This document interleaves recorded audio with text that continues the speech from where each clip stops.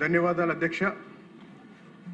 మా తిరువూరు నియోజకవర్గంలో గంపలగూడెం మండలంలో వినగడప అనే గ్రామం సమీపంలో కట్టలేరు అనే వాగు మీద దాదాపు 4 దశాబ్దాల క్రితం 16 కానాలతో ఒక వంతెన నిర్మించడం జరిగింది. దాదాపు 30-35 సంవత్సరాల పాటు పనిచేసిన వంతెన 2018 ఆగస్టులో వచ్చిన భారీ వర్షాలు వరదల కారణంగా కూలిపోవటం జరిగింది. దురదృష్టవశాత్తు అప్పటి ప్రభుత్వం దాదాపు 2 మండలాలని కలిపే 2 రాష్ట్రాలను కలిపే, రాష్ట్రంలో మాది తిరువూరు భౌగోళికంగా చివరి నియోజకవర్గం, తెలంగాణ సరిహద్దు నియోజకవర్గం అధ్యక్ష.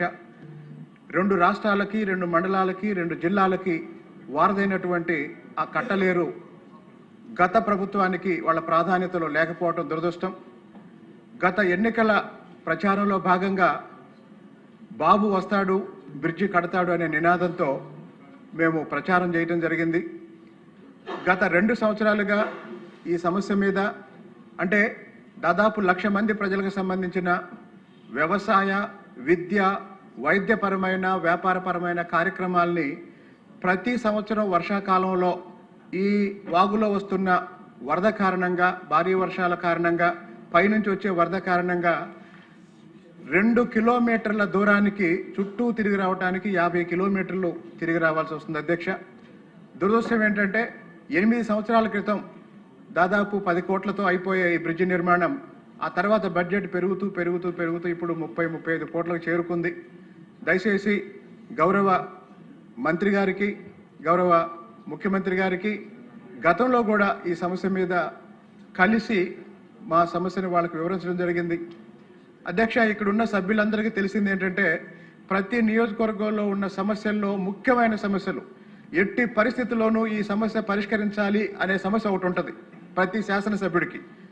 ఇప్పుడు రాష్ట్రానికి చంద్రబాబు నాయుడు గారికి పోలవరం ఎలాంటిదో మా తిరువూరు నియోజకవర్గానికి కట్టలేరు వాగు మీద కట్టాల్సిన బ్రిడ్జి అలాంటిది. మేము ఎన్నికల సమయంలో జగన్మోహన్ రెడ్డిని ఏమన్నామంటే వైఎస్ఆర్సీపీ వాళ్ళని మీరు కట్టలేరు అన్నాం. ఆ వాగు పేరు కట్టలేరు. ఇప్పుడు వాళ్ళు రివర్స్లో టీడీపీ వాళ్ళు కట్టలేరు, కూటమి వాళ్ళు కట్టలేరు అంటున్నారు.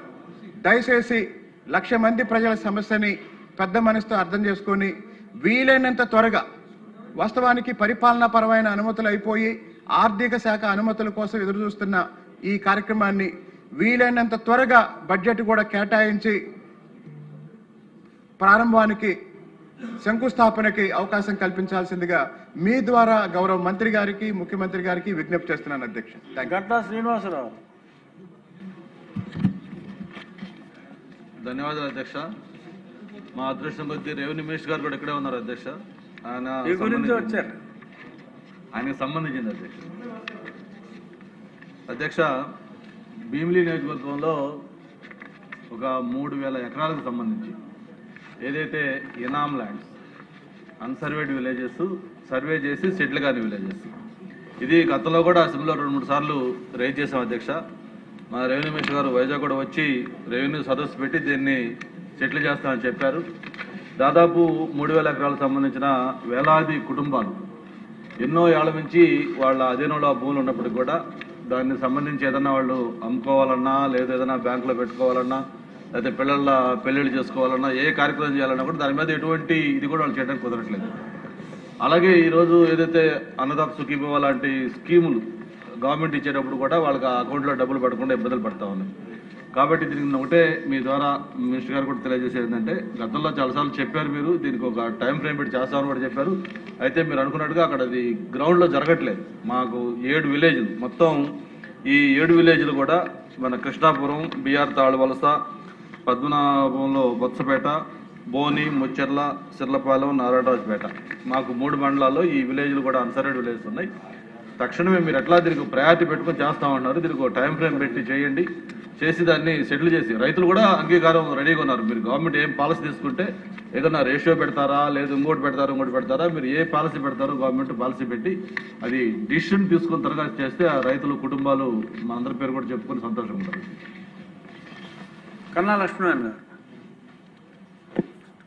ధన్యవాదాలు అధ్యక్ష.